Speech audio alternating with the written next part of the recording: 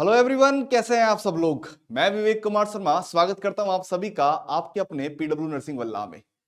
हमारी बात चल रही है, हम बात कर रहे हैं इम्यूनाइजेशन शेड्यूल के बारे में, जहां हम लोगों ने सबसे पहले बात की कि इम्यूनिटी क्या होती है। फिर उसके बाद में हमने बताया कि इम्यूनाइजेशन क्या होता है। देन हमने बात की वैक्सीनेशन क्या होता है। उसके बाद हम लोगों ने बताया कि जो माइलस्टोन्स है, अलग अलग तरीके की इम्यूनाइजेशन शेड्यूल कब स्टार्ट हुआ, कब जो है चीजें क्या क्या हुई। जैसे सबसे पहले मैंने बताया था ग्लोबल इम्यूनाइजेशन शेड्यूल कब स्टार्ट हुआ, 1974। उसके बाद में आया expanded programme of immunization, EPI के बारे में बात की हम लोगों ने कि वर्ल्ड वाइड कब हुआ। और वर्ल्ड वाइड बात करें 1974 में, अगर इंडिया की बात करें तो 1978 में। नेक्स्ट हम लोगों ने बात की यूनिवर्सल इम्यूनाइजेशन प्रोग्राम की, कब आया, 19 नवंबर 1985 में। फिर 1992 में सीएसएसएम में कन्वर्ट हो गया, child survival and safe motherhood में। उसके बाद में 1997 अगर बात करूं आरसीएच में आ गया। फिर 2005 एनआरएचएम में कन्वर्ट हो गया। फिर मिशन इंद्रधनुष शुरू हो गया 2014 में। फिर उसके बाद में 2017 में इंटेंसिफाइड मिशन इंद्रधनुष, और 2019 में इंटेंसिफाइड मिशन इंद्रधनुष 2.0 जो है वो आ गया। तो उम्मीद है आप लोगों ने ये सब चीजें पढ़ी होगी। उसके बाद हम लोगों ने बात की थी कि हमारा जो शेड्यूल है किस तरीके से हमने जो है वो पूरा बताया था आप लोगों को कि 0 वीक पर कौन सी वैक्सीन देते हैं हम लोग। उसके बाद में 0 वीक में बोलूं कि एट बर्थ पर कौन सी दी जाती है। नेक्स्ट उसके बाद हम लोगों ने बताया कि जो अगर बात करें कि 6 वीक पर कौन सी दी जाती है, 10 वीक पर कौन सी दी जाती है, 14 वीक पर कौन सी दी जाती है। इस तरीके से हम लोगों ने बहुत सारी बातें जो है वो की थी। चलिए, तो आज हम उसके आगे की बात करेंगे। नेक्स्ट हम लोग आगे बात करेंगे, हम लोग बात करेंगे कुछ वैक्सीन के बारे में कि कौन सी वैक्सीन जो है वो किस तरीके से मिलाई जाती है, किस तरीके से उसका फॉर्म होता है, क्या क्या चीजें होती है। चलिए स्टार्ट करते हैं यहां पर हमारा आज का कार्यक्रम। हम लोग बात करेंगे सबसे पहले किसके बारे में, वैक्सीन के बारे में। डिफरेंट काइंड्स ऑफ वैक्सीन, अलग अलग कुछ वैक्सीन है उनके बारे में हम लोग बात करेंगे। तो हेडिंग डाल लीजिएगा, डिफरेंट काइंड्स ऑफ वैक्सीन, अलग अलग तरीके की वैक्सीन है उनकी बात की जाएगी। चलिए हेडिंग डालिएगा, हेडिंग डाल लीजिएगा फटाफट से, different different types of vaccine, अलग अलग तरीके की वैक्सीन की हम लोग बात करने वाले हैं। जैसे मीजल्स की बात करेंगे हम लोग, पोलियो की बात करेंगे हम लोग, हाँ उसके अलावा और भी बहुत सारी चीजों की बातें हम लोग करने वाले हैं। Different types of vaccine, vaccine की बातें करेंगे। चलिए सबसे पहले हम लोग बात करेंगे किसके बारे में, सबसे पहले हम बात करेंगे बीसीजी के बारे में। हेडिंग डाल लीजिएगा, सबसे पहले किसकी बात करेंगे हम लोग, बीसीजी, बैसिलस कालमेट गुएरिन। चलिए हेडिंग डाल लीजिएगा बीसीजी, बीसीजी फुल फॉर्म लिख लीजिएगा, bacillus, bacillus Calmette Guerin, bacillus Calmette Guerin. ये किसके लिए काम में ली जाती है, देखो सबसे पहले हेडिंग डाल लीजिएगा, बीसिलस कालमेट गुएरिन, बैसिलस। बीसीजी के बारे में बात करेंगे सबसे पहले, क्या होता है बीसीजी, किस तरीके से जो है वो इसको इंट्रोड्यूस किया जाता है, क्या क्या चीजें हैं, सब कुछ इसके बारे में बातें करेंगे। चलिए तो बीसीजी के बारे में सबसे पहले तो बात करें, इसको कब काम में लेते हैं, यूज्ड इन टीबी, टीबी में काम में लिया जाता है, ट्यूबरक्लोसिस जो होता है उसमें काम में लेते हैं। तो सबसे पहले क्या बात आएगी, कहां काम में लेते हैं, यूज्ड इन टीबी, टीबी में काम में लेते हैं, यूज्ड इन टीबी। टीबी बोले तो ट्यूबर क्लोसिस, ट्यूबर क्लोसिस, इसको ट्यूबर क्लोसिस में काम में लिया जाता है, पहली बात। चलिए दूसरी बात करें, अगर ये एक लाइव वैक्सीन है, कैसी वैक्सीन है, लाइव वैक्सीन। लाइव आपको याद होगा, कल आपको नेक्स्ट या मैं बोलूं पास्ट वीडियो में आप लोगों को बताया गया था कि एक ट्रिक बताई थी, बॉय लव द क्राइम। तो बी का मतलब क्या था, बीसीजी, याद है ना। तो लाइव वैक्सीन है या कैसी लिखेंगे, एटीन्यूटेड वैक्सीन है, एटीन्यूटेड, एटीन्यूटेड वैक्सीन है ये, कैसी है, एटीन्यूटेड वैक्सीन है। उसके अलावा अगर बात करें हम लोग इसके बारे में और बातें करें तो ये जो है वैक्सीन जो है वो लायोफिलाइज्ड फॉर्म में होती है, मतलब पाउडर फॉर्म में होती है। कैसे फॉर्म में होती है, पाउडर फॉर्म में। और जब इसको लगाते हैं तो हम इसको जो है मिलाते हैं, मिलाया जाता है वाटर, ये मैं बोलूं नॉर्मल सलाइन के साथ में जो है इसको मिलाया जाता है। देखिए समझिएगा, ये किस फॉर्म में पाई जाती है, पाउडर फॉर्म में, लायोफिलाइज्ड फॉर्म में, लायोफिलाइज्ड, लायोफिलाइज्ड फॉर्म में प्रेजेंट होती है। लायोफिलाइज्ड फॉर्म का मतलब क्या होता है कि पाउडर फॉर्म में होती है। कैसे होती है, पाउडर फॉर्म में होती है, पाउडर फॉर्म में ये प्रेजेंट होती है। और अब देखो जैसे पाउडर फॉर्म में है मान लीजिए, तो अब हम इसके अंदर क्या मिलाएंगे, पहले वाटर या normal saline, mostly normal saline मिलाते हैं, इसमें मीजल्स में वाटर मिलाते हैं, बताऊंगा वहां पर। लेकिन ये पाउडर फॉर्म में, जैसे मान लीजिए ये इसका वॉयल है, ये इसका वॉयल है, समझिएगा, ये इसका वोयल है और ये वोयल के अंदर ये पाउडर भरा हुआ है। ये वोयल के अंदर क्या भरा हुआ है, ये वोयल के अंदर जो है ये पाउडर भरा हुआ है। और अब क्या करेंगे हम लोग, इसके अंदर नो NS मिला देंगे। इसके अंदर क्या करेंगे, इसके अंदर हम लोग जो है ये NS मिला देंगे। ये देखो NS हम लोग इसके अंदर मिला देते हैं। मान लीजिए ये NS हम लोग इसके अंदर मिला देंगे, नॉर्मल सलाइन हम लोग इसके अंदर मिला देंगे। अब ये पाउडर जो है नॉर्मल सलाइन जो है वो इसके अंदर मिल जाएगा पूरा। और अब जो है ये कैसा हो जाएगा, ये वाटरी फॉर्म में हो जाएगा। ये इस तरीके से वाटर फॉर्म में मिल जाएगा आप लोगों को। ये लो वायल का कलर भी बदल है ना, पूरा वाटर फॉर्म में हो गया कि पानी पानी है ना, पूरा हो जाएगा। तो किस फॉर्म में होता है, ये लायोफिलाइज फॉर्म में होता है। और इसको रिकॉन्स्टिट्यूट मतलब मिलाया किसके द्वारा जाता है, नॉर्मल सलाइन के द्वारा। तो reconstitution by, next line, reconstitution जो मिलाते हैं वो किसके द्वारा मिलाते हैं, by NS। Reconstitution, reconstitution TUTION, reconstitution, constitution जो है वो करते हैं reconstitution by NS, normal saline के द्वारा जो है वो इसको मिलाया जाता है। बाय NS, नॉर्मल सलाइन जो है उसके द्वारा इसको मिलाया जाता है, नॉर्मल सलाइन। ये सवाल बहुत इंपॉर्टेंट है और पूछा भी जाता है कि इसको रिकॉन्स्टिट्यूट किसके द्वारा किया जाता है, तो इसको रिकॉन्स्टिट्यूट नॉर्मल सलाइन के द्वारा किया जाता है। अब तक चारों पॉइंट बहुत इंपॉर्टेंट है। पहली बात कि टीबी को, ये BCG को यूज कहां करते हैं, BCG को यूज ट्यूबरक्लोसिस में करते हैं। कैसी वैक्सीन है ये, लाइव वैक्सीन होती है, लायोफिलाइज फॉर्म में होती है। लायोफिलाइज का मतलब क्या है कि पाउडर फॉर्म में होती है, मतलब पाउडर होता है इस तरीके का। और फिर उसके अंदर हम लोग क्या मिलाते हैं, जैसे आप लोगों ने देखा होगा ना, एंटीबायोटिक हम लोग मिलाते हैं, सिप्रोटोक्सिम मिलाते हैं। सिप्रोटोक्सिम पाउडर फॉर्म में आता है। फिर उसको क्या करते हैं, उसमें स्टरलाइज वाटर जो होता है उसको हम डाल देते हैं, मिला देते हैं और फिर इस तरीके से बॉयल करते हैं। तो सेम वही प्रोसीजर है, इसमें भी क्या करेंगे, रिकॉन्स्टिट्यूट करेंगे नॉर्मल सलाइन के द्वारा। चलिए आगे बात करते हैं। BCG की डोज आप लोगों को बताई थी मैंने कल, अगर याद होगा लास्ट वीडियो में, BCG की कितनी डोज देते हैं हम लोग। BCG की डोज 0.05 ml अगर हम लोग विद इन 30 डेज में दे रहे हैं। देखिए डोज लिख देते हैं यहीं पर, नेक्स्ट डोज। अच्छा रिकॉन्स्टिट्यूशन कितना, एक लाइन और बताऊंगा पहले, इसके पहले रिकॉन्स्टिट्यूशन किसके द्वारा करते हैं, नॉर्मल सलाइन के द्वारा। अब आपने इसको क्या किया, वाटर मिला लिया। जैसे मान लो ये आपका, मान लीजिए इसके अंदर वाटर है और आपने इसके अंदर अब क्या कर लिया, पाउडर मिला लिया। ये BCG की वॉयल बन गई है पूरी, समझिएगा ना। अब जो ये वॉयल है इसको आपको, या ये जो अंदर बनाया है मटेरियल, जो भी हमारी वैक्सीन है, इसको हम लोग केवल 4 घंटे तक यूज कर सकते हैं। We can use up to only 4 hours. क्यों, क्योंकि उसके बाद में इसके अंदर जो है वो इंफेक्शन ये खराब हो जाएगी। इसको हम लोग इंजेक्ट नहीं कर सकते। अगर उसके बाद हमने इंजेक्ट कर दिया, 4 घंटे बाद में हमने इसको इंजेक्ट किया, तो फिर एक दिक्कत है, टॉक्सिक शॉक सिंड्रोम जो है पर्सन, बच्चे को हो जाएगा। देखो क्या कर सकते हैं, आफ्टर रिकॉन्स्टिट्यूशन, मिलाने के बाद, मतलब आपने पाउडर मिला लिया ना, ये मिलाने के बाद में, after reconstitution, after reconstitution use up to कब तक यूज कर सकते हैं, यूज अप टू ओनली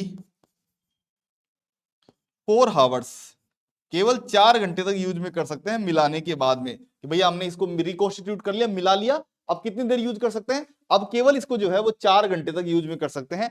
अगर 4 घंटे के बाद में यूज किया तो फिर एक दिक्कत हो जाएगी, टॉक्सिक शॉक सिंड्रोम हो जाएगा। आफ्टर 4 आवर्स, या इसके इसी में लिख देता हूं, आफ्टर 4 आवर्स क्या हो जाएगा, आफ्टर, इफ, ऐसे लिख लेना, इफ यूज, अगर हमने इसको यूज किया कब, 4 घंटे के बाद में, is if use after 4 hours, अगर 4 घंटे के बाद में यूज में लिया तो फिर एक दिक्कत हो जाएगी। क्या दिक्कत हो जाएगी, डिजीज का नाम है टॉक्सिक शॉक सिंड्रोम। कि भैया वोमिटिंग हो जाएगी, बेचैनी होने लग जाएगी, उल्टियां आने लग जाएगी, अलग ही पेशेंट को जो है वो डिस्कम्फर्टनेस हो जाएगा। तो एक अगर 4 घंटे के बाद में यूज किया तो बच्चे के अंदर क्या हो जाएगा, टॉक्सिक शॉक सिंड्रोम। आप लोग इसको पीडियाट्रिक में बहुत अच्छे से पढ़ते भी हैं, टॉक्सिक शॉक सिंड्रोम को बताया भी जाता है आपको, टॉक्सिक शॉक सिंड्रोम। अगर 4 घंटे के अलावा 4 घंटे की ज्यादा यूज किया तो फिर क्या हो जाएगा, टॉक्सिक शॉक सिंड्रोम हो जाता है। और टॉक्सिक शॉक सिंड्रोम जो है इसके अंदर TSS, इसको दूसरा फॉर्म, इसके शॉर्ट में क्या बोलते हैं, इसको TSS बोलते हैं, जिसके अंदर बच्चे को बेचैनी होती है, फीवर आ जाता है, वोमिटिंग होती है, डायरिया हो जाता है, ऐसे करके बहुत सारे सिम्टम्स जो है बच्चे के अंदर दिखने लग जाते हैं अगर 4 घंटे के बाद यूज में किया। क्यों, क्योंकि जो वायल है, जो वायल आपने यूज में ली है उसके अंदर स्टेफाइलोकोकस जो है उसका इन्फेक्शन हो जाता है, वो जर्मिनेट हो जाता है 4 घंटे बाद में। इसके अंदर क्या आ जाता है, उस वायल के अंदर। भाई हम 4 घंटे के बाद क्यों यूज नहीं कर सकते, ये सवाल आना चाहिए मन में कि सर हम 4 घंटे के बाद में इसको क्यों यूज नहीं कर सकते हैं। क्योंकि इसकी जो वायल होती है उसके अंदर स्टेफाइलोकोकस जो है वो यहां पर मैं बात करूं कि जर्मिनेट होने लग जाता है। ड्यू टू 4 घंटे के बाद में क्या होता है, टॉक्सिक शॉक सिंड्रोम हो जाता है। और किसकी वजह से होता है, it is due to staphylococcus की वजह से होता है। ड्यू टू किसकी वजह से होता है, ड्यू टू स्टेफाइलोकोकस, स्टेफाइलोकोकस की वजह से जो है इन्फेक्शन होता है। ये इन्फेक्शन किसकी वजह से हो रहा है, जो टॉक्सिक शॉक सिंड्रोम हो रहा है ये किसकी वजह से हो रहा है, ये आपके मैं बात करूं अगर इसकी टॉक्सिक शॉक सिंड्रोम जो है वो किस वजह से हो रहा है, तो वो हो रहा है स्टेफाइलोकोकस की वजह से होता है। क्लियर है बात, यहां तक की बात उम्मीद है आप लोगों को समझ में आई होगी। क्या क्या बताया सबसे पहले कि इसको हम लोग टीबी में यूज करते हैं, लाइव वैक्सीन है, लायोफिलाइज फॉर्म में होती है, कई जगह इसको लिफोलाइज्ड भी बोलते हैं, कई लोग इसको लिफोलाइज्ड भी बोलते हैं ना, लेकिन एग्जैक्ट जो टर्म है वो क्या है, लायोफिलाइज फॉर्म। रिकॉन्स्टिट्यूशन किसके द्वारा किया जाता है, एनएस के द्वारा। और इसको कब तक यूज में ले सकते हैं आप लोग, इसको 4 घंटे तक यूज में ले सकते हैं। उसके बाद में अगर यूज में लिया तो फिर क्या हो जाएगा, उसके बाद में यूज में लिया तो क्या हो जाएगा, आपका टीएसएस टॉक्सिक शॉक सिंड्रोम हो जाएगा। अब देखो नेक्स्ट अब बात करता हूं, जब बीसीजी का टीका लगाया जाता है तो आपने देखा होगा, मैंने लास्ट वीडियो में बताया था कि आप इसके टीके को अगर आपको देखना है तो आप जो आपके पिताजी हैं या आप खुद के भी हाथ पर जो लेफ्ट आर्म है उस पर देखिएगा, आपके एक स्कार बना होगा, एक क्या बन रहा होगा, एक दाग, आपको एक दाग, एक धब्बा ऐसा दिखाई देगा, जो किसका है, वो टीबी का होता है। तो टीबी के अंदर जो टीबी की वैक्सीन होती है, बीसीजी की वैक्सीन होती है, उसके अंदर क्या होता है, स्कार फॉर्मेशन होता है। क्या होता है, स्कार फॉर्मेशन अकर, यहां पर क्या बनता है, स्कार, स्कार बोले तो एक धब्बा बनता है, एक दाग जैसा बनता है, scar, scar formation, scar formation occur, scar जो है उसका फॉर्मेशन होता है इसके अंदर। अब देखो स्कार बनने से पहले भी 3 स्टेज होती है। अब मैं आपको थोड़ा सा डिटेल में लेके चल रहा हूं। देखो स्कार बनने की भी 3 स्टेज होती है। क्या 3 स्टेज होती है, सबसे पहले बनता है पेप्यूल्स, सबसे पहले बनता है पेप्यूल, फिर बनता है अल्सर और फिर बनता है स्कार। तो पहले 3 चीजें होती है। सबसे पहले जब बच्चे के लगाएंगे तो स्टार्टिंग में 1 से 2 वीक में क्या बन जाएगा, पेप्यूल बनेगा, एक छोटा सा ऐसे पानी जैसे थोड़ा सा होता है ना, जैसे एक फुंसी टाइप वैसी बनेगी। फिर होगा अल्सर, उसके अंदर पस फॉर्म आ जाएगा और फिर वो फट जाएगा और फिर क्या बन जाएगी, स्कार बन जाएगी। लेकिन उसका कोई ऐसा ट्रीटमेंट नहीं करवाना होता, उसमें क्या है कि वो सिंपली जो है वो क्या करते हैं, हम सिंपली जो है वो यूज में लेते हैं। तो देखो there are 3 stage occur, 3 stage, 3 stage occur, 3 stage बनती है। अब उसको एक ट्रिक से याद रख लेना आप लोग, एक ट्रिक बताता हूं सबसे पहले। एक 3 स्टेज होती है बीसीजी के टीके में। पस, पस क्या है, पस है, पहले क्या होता है, पस का मतलब है पस। 3 स्टेज होती है, सबसे पहले याद रखना, ट्रिक से याद रखना इसको, पस। अब पस क्या होता है, देखो सबसे पहले बनता है पेप्यूल, सबसे पहले क्या बनता है, पेप्यूल। सबसे पहली स्टेज जो होती है वो कौन सी होती है, पेप्यूल। सबसे पहले बनता है पेप्यूल्स, जो कि कब बनता है, 1 to 2 वीक पे, 1 से 2 वीक पर जो है वो पेप्यूल बनता है। कई जगह इसको 2 से 3 वीक भी लिखा हुआ है, लेकिन एग्जैक्ट याद रखिएगा कि सबसे पहले बनता है पेप्यूल, जो कैसा होता है, एक फुंसी जैसा ऐसा दिखाई देता है, ठीक है। फिर उसके बाद में सेकंड क्या बनता है, अल्सर। सेकंड क्या बनता है, अल्सर बनता है। फर्स्ट पेप्यूल बनता है, फिर उसके बाद में अल्सर बनता है, जो कि आपके 4 से 5 वीक पे बनता है, 4 to 5 वीक पर जो है वो अल्सर बनता है। और लास्ट में क्या बनता है, लास्ट में जो है आपका स्कार बनता है। थर्ड नंबर पे क्या बनता है, स्कार बनता है, जो कि कब बनता है, या मैं बोलूं 8 to 10 या 12 वीक तक जो है ये फॉर्म हो जाता है। 8 to 10 या 12 वीक तक जो है वो स्कार बन जाता है। मतलब बच्चे के आप लेफ्ट हैंड पर आप देख सकते हैं। चलिए आगे बात करते हैं, इसका डोज कितनी होती है, बीसीजी की डोज कितनी दी जाती है। कल आप लोगों को इसके बारे में बताया भी था, लास्ट आप लोगों को बताया था डोज। डोज अगर बात करूं मैं तो अगर बर्थ के विदिन 30 डेज में दे रहे हैं, विदिन 30 डेज में अगर दी जा रही है, विदिन 30 डेज ऑफ बर्थ, कि बर्थ के अगर 30 दिन के भीतर दे रहे हैं, अगर बर्थ के 30 दिन के भीतर दे रहे हैं तो कितनी फॉर्म देंगे, 0.05 ml, 0.05 ml देंगे। और अगर 30 दिन के बाद में दी जा रही है, अगर 30 डेज के बाद में दे रहे हैं, आफ्टर 30 डेज अगर हम लोग इसको दे रहे हैं, इंजेक्ट कर रहे हैं आफ्टर 30 डेज ऑफ बर्थ, तो फिर कितना देंगे, तो फिर हम लोग इसको 0.1 ml देंगे। कितना देंगे, 0.1 ml देंगे। कल बता चुका हूं इस बारे में। नेक्स्ट अगर इसका रूट बात करें, रूट कहां है इसका, रूट क्या होता है बताइएगा जरा इसका। रूट होता है इसका आईडी, इंट्राडर्मल रूट होता है। और अगर साइट बात करूं इसकी, साइट, अगर साइट की बात करूं तो साइट होती है, आपको याद होना चाहिए, लेफ्ट अपर आर्म में लगाते हैं, डेल्टोइड रीजन में लगाते हैं। कहां? Left upper arm, left upper arm deltoid region में लगाया जाता है, डेल्टोइड रीजन में। और एक इसका एक स्ट्रेन और होता है, बोविस स्ट्रेन, बोविस या मैं बोलूं दानिश स्ट्रेन जो है वो और पाया जाता है। इसका एक स्ट्रेन होता है, मतलब इसकी एक मैं बोलूं कि एक छोटी सब क्लास और होती है जिसका स्ट्रेन है, इसका नाम है बोविस दानिश स्ट्रेन बोलते हैं। पर मेनली क्या याद रखिएगा, दानिश स्ट्रेन जो है वो पाया जाता है, क्योंकि साइंटिफिक दानिश के द्वारा डिस्कवर किया गया था, इसलिए इसके स्ट्रेन का नाम भी क्या रख दिया गया, दानिश स्ट्रेन। तो ये सब चीजें मोस्टली आप लोगों को याद रखनी है टीबी के बारे में, ये बातें आप लोगों को याद रखनी है। फटाफट से उतार लीजिए, फटाफट से उतार लीजिए। और इसके बीसीजी के लिए जो टेम्परेचर होता है, बीसीजी जो वैक्सीन को रखने के लिए जो टेम्परेचर होता है वो कितना है, 2 to 8 डिग्री सेल्सियस। इसको रखने के लिए, इसको स्टोर करने के लिए जो टेम्परेचर है, स्टोर टेम्परेचर कितने डिग्री पर स्टोर कर सकते हैं, स्टोर टेम्परेचर कितना है, 2 to 8 degree Celsius. Store temperature कितना है इसमें, स्टोर टेम्परेचर है 2 to 8 डिग्री सेल्सियस, 2 से 8 डिग्री सेल्सियस पर जो है वो इसको स्टोर कर सकते हैं। यहां तक की बात क्लियर है। चलिए, तो अगर आगे बात करें, यहां तक की बातें आप लोगों को बीसीजी के बारे में बताइए, बीसीजी के बारे में उम्मीद है सारी बातें आप लोगों को समझ में आ गई होगी। ये चीजें बहुत इंपॉर्टेंट है, मैं फिर कह रहा हूं, जिसमें सबसे ज्यादा खास है टॉक्सिक शॉक सिंड्रोम, कि हम लोग कब तक यूज कर सकते हैं, केवल 4 घंटे तक यूज में कर सकते हैं, 4 आवर्स तक यूज में ले सकते हैं। उसके बाद में क्या होता है, उसके बाद में जो है वो टॉक्सिक शॉक सिंड्रोम हो जाएगा। पस की 3 स्टेज होती है, याद रखना, ये ट्रिक याद रख लेना और ये बातें याद रख लेना। क्लियर है बात? यहां तक की बातें आप लोगों को उम्मीद है समझ में आई होगी। फटाफट से उतार लीजिए इसको, बीसीजी के बारे में बता लीजिए। अच्छा, अगर आपसे एक सवाल पूछा नहीं जाता है, मोस्ट कॉमनली पूछा नहीं जाता है, पर फिर भी अगर कोई पूछ ले कि बीसीजी के टीके के लिए जो सिरिंज काम में लेते हैं वो कितने गोज की होती है, तो 26 गोज की जो है वो सिरिंज काम में लेते हैं। तो अगर आप ये भी चाहो तो लिख सकते हो, जो सिरिंज काम में लेते हैं बीसीजी के लिए, जो सिरिंज काम में लेते हैं वो कितने लेते हैं, 26 गोज की। यहाँ लिख देता हूँ, ट्यूबरक्लोसिस सिरिंज बोलते हैं उसको, ट्यूबरक्लोसिस सिरिंज बोला जाता है उसको।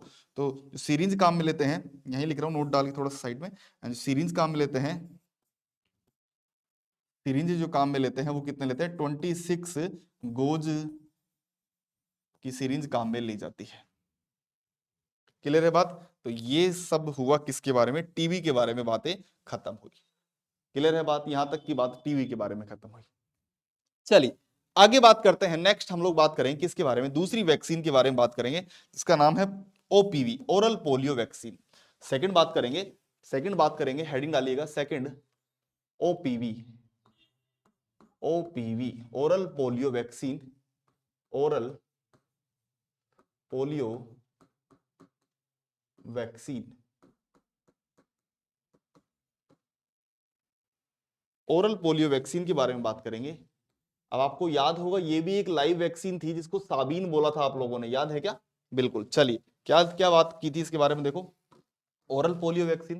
पहली बात तो हम लोग इसको किसके लिए काम में लेते हैं, पोलियो के ट्रीटमेंट के लिए काम में लेते हैं, या मैं बोलूं कि पोलियो से प्रिवेंशन के लिए काम में लेते हैं। भाई पोलियो हो जाने के बाद में कोई काम का नहीं है ना, पहले पोलियो में काम में लेते हैं इसको।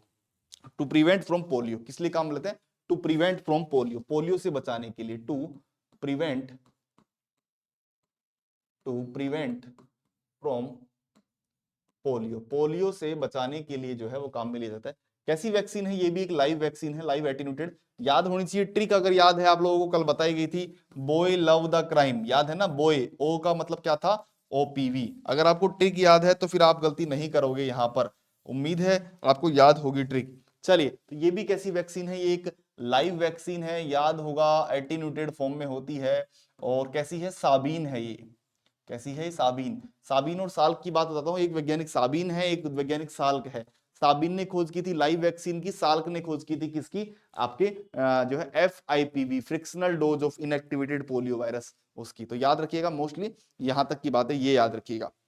उसके अलावा बात करूं, साबीन की जो खोज हुई थी वो 1957 में हुई थी, जबकि साल्क की खोज जो हुई थी वो आपके 1954 में हुई थी। तो अगर आप वो भी लिखना चाहो तो लिख दो, अगर मैं यहीं पर लिखा देता हूं, इसकी खोज कब हुई, 1957 में। अब मैं देखो यहां पर इसलिए उसको मर्ज नहीं करना चाह रहा क्योंकि कंफ्यूजन हो जाएगा। अगर मैं इसको उसको यहाँ लिख दूंगा बट साल के बारे में लिखूंगा तो आप सोचोगे कि वो भी इसी ओपीवी का फॉर्म है, जबकि उसको मैं अलग से बताऊंगा, एफआईपीवी के बारे में अलग से पढ़ाऊंगा मैं, ठीक है। तो अभी मैं नहीं लिखा रहा हूं, बस केवल ये लिखा रहा हूं कि ओपीवी की डिस्कवरी, जो ओरल जो आपकी ओरल पोलियो वायरस है, इसकी डिस्कवरी किसने की थी? साबिन ने की थी। कब की थी? 1957 में की थी। क्लियर है बात? 1957 में इसकी खोज, इसकी डिस्कवरी की गई, किसके द्वारा? साबिन के द्वारा जो है इसकी डिस्कवरी की गई है।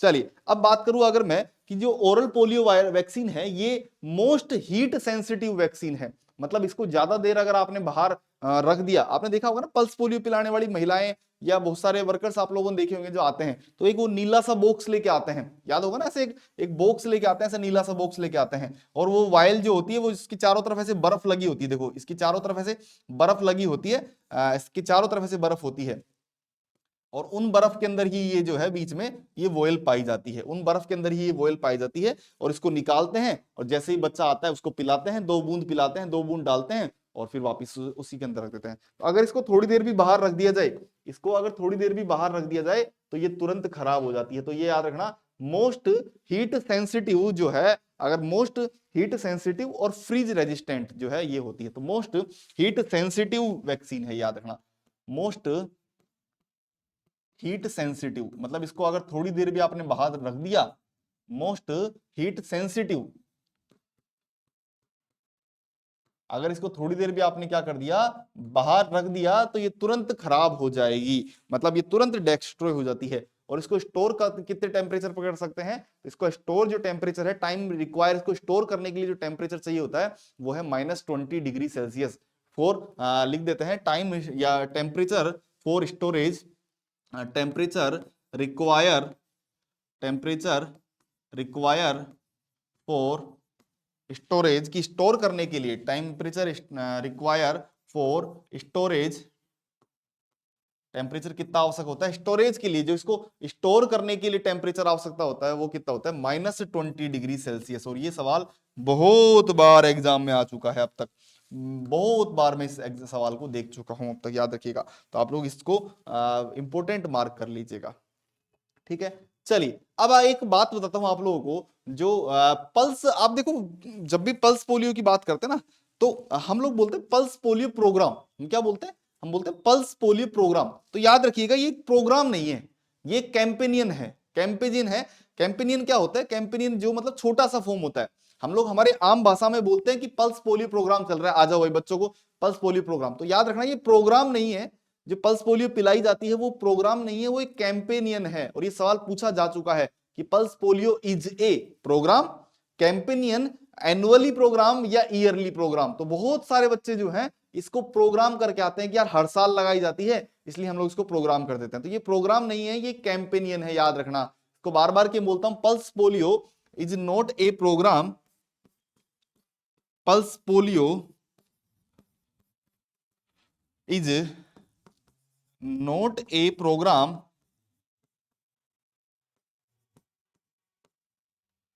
ये प्रोग्राम नहीं है, ये क्या है? It's a campaign, it's a campaign, ये कैंपेनियन है। कैंपेनियन मतलब छोटा। देखो प्रोग्राम जो होता है वो लंबे समय तक के लिए चलता है, लेकिन जो कैंपेनियन है वो हमेशा शॉर्ट दिन की, भाई 3 दिन का होता है कि खत्म, आज शुरू हुआ संडे को शुरू होगा और मंडे चलेगा, ट्यूसडे को खत्म हो जाएगा, इतना सा चलता है। तो अब ये प्रोग्राम नहीं है, क्योंकि प्रोग्राम हमेशा लंबा चलता है। जैसे नेशनल हेल्थ में या एनएमईपी की बात करूं, नेशनल मलेरिया इरिडिकेशन प्रोग्राम, लंबे लंबे प्रोग्राम बहुत सारे, हाँ, ट्यूबरक्लोसिस प्रोग्राम, बहुत लंबे लंबे प्रोग्राम। तो ये प्रोग्राम नहीं है, ये क्या है? ये एक कैंपेनियन है। याद रखना, प्रोग्राम हमेशा लंबा होता है, कैंपेनियन हमेशा छोटा होता है, इसलिए कैंपेनियन है, ये प्रोग्राम नहीं है। और ये सवाल पूछा जा चुका है। जो सबसे पहले फर्स्ट जो पल्स पोलियो प्रोग्राम था, जो फर्स्ट पल्स पोलियो प्रोग्राम है वो कब चलाया गया? पल्स पोलियो इम्यूनाइजेशन जो था वो 9 दिसंबर 1995 को किया गया। First round of pulse polio, जो फर्स्ट राउंड किया गया था पल्स पोलियो का, ये पूछा गया सवाल है। First round of pulse polio immunization, जो पल्स पोलियो का इम्यूनाइजेशन का फर्स्ट राउंड हुआ था, पल्स पोलियो इम्यूनाइजेशन का फर्स्ट राउंड कब हुआ था? 9 दिसंबर 1995। Immunization, first round of immunization, तो जो पहला राउंड हुआ था, फर्स्ट राउंड हुआ था, वो कब हुआ था? 9 दिसंबर 1995 को, 9 दिसंबर 9 दिसंबर 1995। और इसके बाद सेकेंड राउंड हुआ था 20 जनवरी 1996। जो सेकेंड राउंड हुआ था इम्यूनाइजेशन का, या बोलूं पल्स पोलियो का, वो हुआ था 20 जनवरी 1996। तो आपसे ये दो चीजें पूछी जाती है कि फर्स्ट राउंड कब हुआ था और सेकेंड राउंड कब हुआ था पल्स पोलियो का, तो ये पूछ सकते हैं। तो फर्स्ट राउंड तो ये हो गया। और अगर सेकेंड राउंड की बात करूं, second round of pulse polio, अगर पल्स पोलियो की सेकेंड राउंड की बात करूं, पल्स पोलियो इम्यूनाइजेशन, अगर सेकेंड राउंड की बात करूं, सेकेंड राउंड की बात करूं, तो ये कब हुआ? 20 जनवरी 1996। और इसके जो है वो एम्बेसडर बहुत सारे हैं। स्टार्टिंग में पहले शाहरुख खान को एम्बेसडर बनाया गया था, बाद में अमिताभ बच्चन को जो है वो इसका एम्बेसडर बनाया गया। आप लोग देखते हैं ना, ऐड आता है, एम्बेसडर मतलब जिसका प्रचार करते हैं, तो ऐड आता है, वो उसमें कौन बोलता है? अमिताभ बच्चन के, हेलो दर्शकों, है ना, कैसे हैं आप लोग, 2 बूंद जिंदगी की बच्चे को रविवार को जरूर पिलाएं, ऐसे कहा था ना। तो अच्छा, अब एक और चीज आती है सर, पल्स का मतलब क्या है? देखो, पोलियो तो समझ गए हम लोग, पोलियो ठीक है, पोलियो की बूंद पिला रहे हैं। पल्स का मतलब क्या होता है? देखो, पल्स का मतलब है कि इसमें कोई ऐसा पास्ट हिस्ट्री चेक नहीं करते। जैसे मान लो बच्चा का जन्म हुआ, मान लो 10 तारीख को बच्चे का जन्म हुआ, समझना मेरी बात को, एग्जाम्पल के लिए समझा रहा हूँ पल्स का मतलब क्या है। जैसे मान लीजिए 10 तारीख को बच्चे का जन्म हुआ, ठीक है, तो अब 10 तारीख को जैसे कि बच्चे का जन्म हुआ, उसने पल्स पोलियो उसको पिला दी होगी, हॉस्पिटल में ओपीवी की पहली डोज 0 डोज दी गई है, उसके मार्क कर दिया, ठीक है। अब मान लो उसके बाद में 25 तारीख को कैंप लगा है, मान लो 25 तारीख को पल्स पोलियो का कैंप लगा, कैंपेनियन होगा, कैंप लगा, पल्स पोलियो का कैंप लगा, ठीक है। पल्स पोलियो का कैंप लगा, और उसमें मान लो उसके गांव के पास में या जहां भी वो रहता है, वहां पर वो पल्स पोलियो पिलाने वाले आए, तो आप ऐसा नहीं कि आप उसको नहीं पिलाओगे कि साहब अभी 10 तारीख को तो पिलाया था, 25 को क्या पिलाना, नहीं। पल्स का मतलब यह है कि जहां भी बच्चा मिलेगा उसको पल्स पोलियो जरूर पिलानी है। उसकी पास्ट हिस्ट्री से कोई मतलब नहीं होता कि उसने लास्ट बार पल्स पोलियो कब पी थी, इससे मतलब नहीं होगा। जहां बच्चा मिलेगा वहीं पर जो है वो पल्स पोलियो पिलाई, उसको जो है पोलियो की ड्रॉप पिलाई जाएगी। क्लियर है बात? पल्स का मतलब है कि जोड़ते जाना है, ऐसे पास्ट हिस्ट्री से मतलब नहीं है। अब जोड़ते जाने का मतलब ये नहीं कि कल किसी बच्चे को पिलाई और वो आज फिर मिल गया तो सर आज उसको वापस पिला देनी है क्या? नहीं, जब तक मार्क हाथ में जो मार्क लगा रहता है ना, तब तक हम उसको नहीं पिलाते हैं। जब तक हाथ में मार्क लगा रहता है तब तक उसको नहीं पिलाई जाती है, याद रखिएगा। क्लियर है बात? तो ये बात याद रखना, इसमें जो है पल्स का मतलब है कि जोड़ते जाना है, पास्ट हिस्ट्री से मतलब नहीं होता है। इट डजेंट, जो पास्ट हिस्ट्री में कोई काम की नहीं होती है। क्लियर है बात? चलिए, अगर बात करें पल्स पोलियो का जो इफेक्टिवनेस है, कब तक लगाए जाते हैं, किस एज तक पल्स पोलियो की जो वैक्सीन लगाते हैं? 5 साल तक के बच्चों को लगाती है। और अगर एक वायल की बात करूं, एक ओपीवी की जो वायल आती है उसमें कितनी जो है डोज होती है, तो उसमें 16 से 20 डोज होती है। देखो, नेक्स्ट हम लोग बात करते हैं इसका इफेक्टिवनेस कब तक है, किन किन बच्चों को हम लोग इसको यूज कर सकते हैं। देखो, इसका इफेक्टिवनेस की बात करूंगा। इफेक्टिवनेस इफेक्टिवनेस इफेक्टिवनेस कितना है इसका? 5 ईयर्स तक, अप टू 5 ईयर्स, 5 साल तक के बच्चों को हम लोग जो है पल्स पोलियो की बूंद पिलाते हैं, up to 5 years.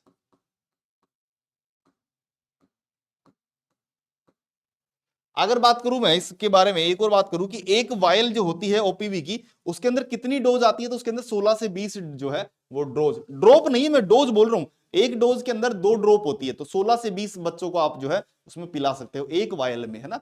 In one vial contain, एक जो वायल होती है, वन वायल कंटेन, एक वायल के अंदर कितना होता है? One vial contain 16 to 20 dose, 16 से 20 डोज होती है, डोज। और एक डोज में कितनी ड्रॉप होती है? एक डोज के अंदर कितनी ड्रॉप पिलाते हैं हम लोग? 2 बूंद पिलाते हैं ना, 2 बूंद। तो ऐसे करके 16 से 20 बच्चों को आप जो है वो एक वायल में आप पिला सकते हो। क्लियर है बात? अब आता है एक VVM, vaccine vial monitor, heading डाल लीजिएगा। अभी बहुत काम की बात बता रहा हूं आप लोगों को, हेडिंग डाल लीजिएगा VVM, vaccine vial monitor, VVM, VVM, ये बहुत काम की चीज है, वैक्सीन वायल मॉनिटर। देखिएगा क्या है ये, आप कभी वैक्सीन आपने पोलियो की, क्योंकि हम लोग सभी नर्सिंग किए हुए स्टूडेंट्स हैं, आपने जरूर देखा होगा, कभी ना कभी आपकी पोलियो के अंदर ड्यूटी जरूर लगी होगी, ये मैं उम्मीद करता हूं। अगर आपने बढ़िया ढंग से, अगर आपने जो है वो कॉलेज में गए हैं तो आपकी पोलियो में ड्यूटी जरूर लगी होगी। अगर आपकी पल्स पोलियो कैंप में ड्यूटी लगी है तो आपने उसकी वोयल जरूर देखी होगी। और अगर आपने उसकी वोयल देखी है, देखिए मैं बता देता हूं, वोयल अगर आपने देखी है उसकी उसकी वोयल देखी है तो इस तरीके की वोयल होती है उसकी उसकी वोयल इस तरीके की होती है। अगर आपने देखी है तो, है ना, उम्मीद है मुझे आपने देखी होगी, मैं मानता हूं ऐसा आपने देखी होगी। उसकी वोयल इस तरीके की होती है और उसके बीच में यहां पर एक बात करूं मैं, इस तरीके का होता है, इस तरीके का एक राउंड बना होता है, इस तरीके का एक राउंड बना होता है ना, ऐसा एक राउंड बना होता है उसके बीच में। आप देखना कोई वॉयल आपके पास हो तो इस तरीके का एक राउंड बना होता है ना, ऐसा एक राउंड बना होता है उसके वॉयल। ये होता है वैक्सीन वॉयल मॉनिटर। मतलब क्या है कि साहब हमको ये चेक करना है कि हम लोग जो डोज दे रहे हैं, हम लोग लगा रहे हैं, कहीं वो खराब तो नहीं होगी, कहीं वो वायल खराब तो नहीं होगी। इसको चेक कैसे करते हैं? तो इसको चेक करते हैं वीवीएम के द्वारा। इसको चेक कैसे करते हैं? इसको चेक करते हैं वीवीएम के द्वारा। वीवीएम क्या है? देखो इस तरीके का वोयल के ऊपर एक राउंड बना होता है और एक चौकोर खाना होता है, एक राउंड होता है और एक चौकोर खाना होता है, ब्लू कलर का सा होता है। आप देखिएगा वोयल, अभी मैं इमेज में आपको नेक्स्ट उसमें दिखा दूंगा वोयल, है ना, किस तरीके का होता है, इमेज भी डाल रखी थी, नेक्स्ट उसमें दिखा भी दूंगा मैं आप लोगों को। तो एक वोयल होता है, इसके अंदर इस तरीके का होता है। देखो इसके 4 क्राइटेरिया मैं आप लोगों को बताऊंगा, मैं इसके 4 क्राइटेरिया बता रहा हूं, है ना, इस तरीके का राउंड की 4 क्राइटेरिया क्या बता रहा हूं, देखो मैं बढ़ा देता हूं फटाफट से।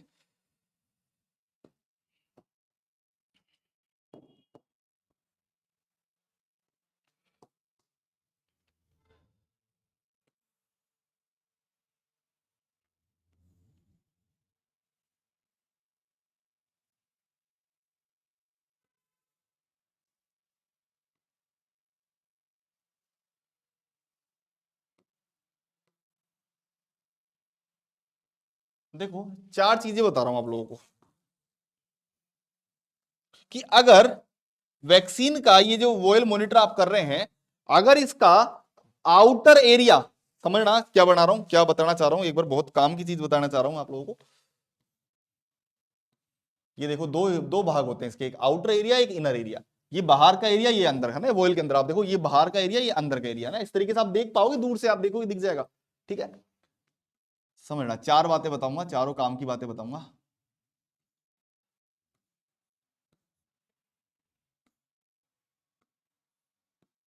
क्या बता रहे हैं, देखो अगर जो आउटर एरिया है, समझना मेरी बात को, अगर आउटर एरिया ब्लू है, अगर बाहर का एरिया ब्लू है, ये समझना बाहर का एरिया क्या है, बाहर का एरिया ब्लू है, ये बाहर का एरिया जो है ब्लू है।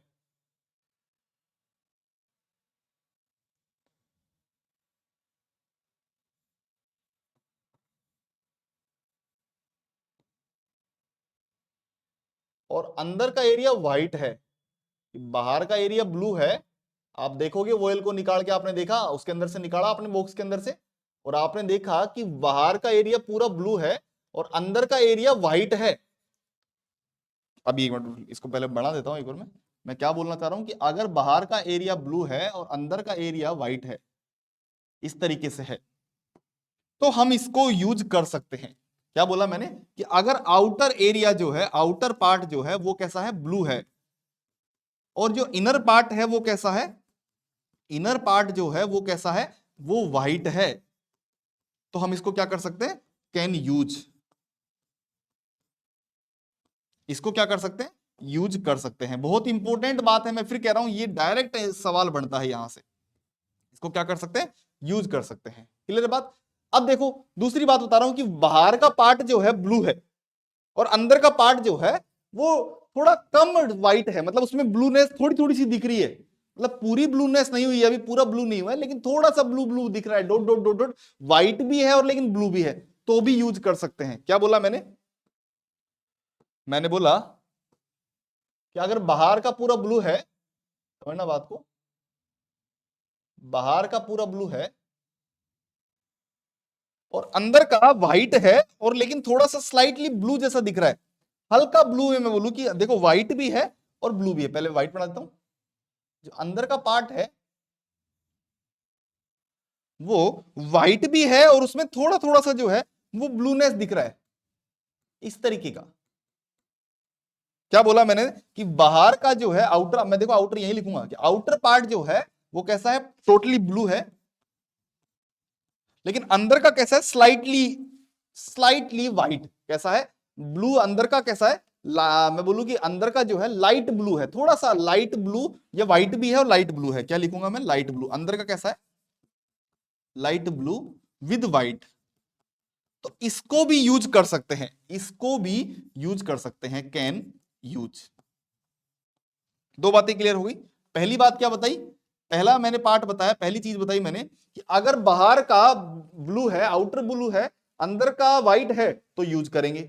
अगर बाहर का ब्लू है और अंदर का, देखो ये आउटर वाला यही समझना ना बात, बार बार की मैं नहीं लिख रहा, मैं आउटर इनर है ना, आउटर इनर सब सेम के सेम फॉर्मेट में लिखूंगा, इसका ब्लू ना, सबके सेम फॉर्मेट में लिखूंगा, बार बार की नहीं लिखूंगा। ठीक है, दो चीजें समझ में आ गई। अब देखो, अगर पूरा का पूरा ब्लू है, अंदर और व्हाइट पूरा ब्लू है, कोई डिफरेंस नहीं है, देर इज नो डिफरेंस, ये कोई डिफरेंस नहीं है, पूरा ब्लू है, आउटर भी ब्लू है और इनर भी ब्लू है, पूरा ब्लू हो गया इस तरीके से। आउटर भी ब्लू है और इनर भी ब्लू है, तो भैया यूज नहीं करेंगे, can not use. Outer blue है, आउटर पार्ट कैसा है, ब्लू है, और इनर पार्ट भी ब्लू है, तो यूज नहीं करेंगे, कैन नॉट यूज। क्या लिखेंगे, कैन नॉट यूज।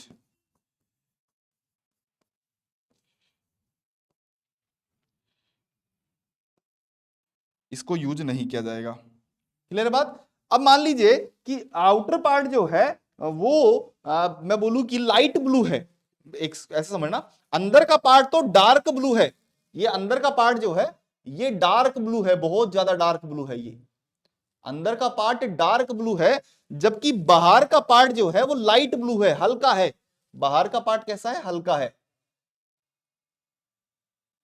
अंदर का पार्ट तो डार्क ब्लू है, जबकि बाहर का पार्ट कैसा है, बाहर का पार्ट जो है वो लाइट ब्लू है, कम हुआ है। क्या बोला मैंने, आउटर पार्ट जो है वो लाइट ब्लू है, आउटर पार्ट कैसा है, light blue, sorry, outer part कैसा है, लाइट ब्लू, और जबकि बाहर का जो पार्ट है वो कैसा है, सॉरी, आउटर पार्ट कैसा है, लाइट ब्लू, जबकि अंदर का पार्ट कैसा है, डार्क ब्लू। अंदर का पार्ट कैसा है, डार्क ब्लू, तो भी यूज नहीं करेंगे, कैन नॉट यूज, तो भी यूज में नहीं करेंगे, कैन नॉट यूज, इसको यूज में नहीं लिया जाएगा। और मैं फिर कह रहा हूं, यहां से सवाल जरूर आते हैं, 101% जो है वो यहां से सवाल आते हैं। क्या बताया मैंने, वैक्सीन वोयल मॉनिटर, देखो इस तरीके से वैक्सीन के ऊपर आप लोग देख पाएंगे, एक वोयल का निशान बना होता है, सिंबल बना होता है, जिसके अंदर क्या क्या बातें बताई। क्या अगर वैक्सीन के वॉयल के अंदर आप देखेंगे, अगर उसके जो राउंड बना हुआ है उसका बाहर का पार्ट इस तरीके का अगर ब्लू है, डार्क ब्लू है और अंदर का व्हाइट है, तो यूज कर लेंगे, यूज कैन बी यूज, यहां मार्क कर देता हूं, रुको, इसको यूज में ले सकते हैं, कैन यूज। अगर बाहर का जो है वो डार्क ब्लू है, अंदर का मैं बोलूं कि लाइट ब्लू है, व्हाइट भी है, ब्लू भी है, लाइट ब्लू है, तो भी यूज में ले सकते हैं, कैन वी यूज। लेकिन अगर मान लो पूरा डार्क ब्लू है, तो यूज में नहीं लिया जा सकता है। और अगर अंदर का डार्क ब्लू और बाहर का जो है लाइट ब्लू है, तो भी यूज में नहीं लिया जा सकता है। क्लियर है बात। तो ये चार बातें जो है वो याद रखिएगा। यहां पर ये जो है हीट सेंसिटिव चिप होती है, ये तरीके की, कि भैया हमको पता लग जाएगा कि जैसे मान लो कुछ देर आपने बाहर अगर इसको छोड़ भी दिया, बाहर छोड़ दिया, तो फिर दिक्कत, क्या क्या दिक्कत हो सकती है हमको समझ में आ जाएगा। हम तुरंत जो है वॉयल को कि सही है, खराब है या बिगड़ गई है, जो भी है हमको तुरंत अंदाजा लग जाएगा, हम तुरंत उसको क्या कर देंगे, डिस्कार्ड कर देंगे। अगर खराब हो गई है तो डिस्कार्ड तुरंत कर देंगे। क्लियर है बात। ये होती है आपकी पोलियो के बारे में सारी बातें मैंने आप लोगों को बताई कि कब तक इसको कैसे कैसे इसको यूज में लिया जाता है। क्लियर है बात, यहां तक की उम्मीद है बातें क्लियर होगी। चलिए नेक्स्ट आगे बात करते हैं, अगली बात करते हैं मीजल्स के बारे में। थर्ड वैक्सीन, तीसरी वैक्सीन डालिएगा, थर्ड हेडिंग डाल लीजिएगा मीजल्स, थर्ड हेडिंग डाल लीजिएगा मीजल्स, थर्ड हेडिंग डालिएगा मीजल्स, मीजल्स।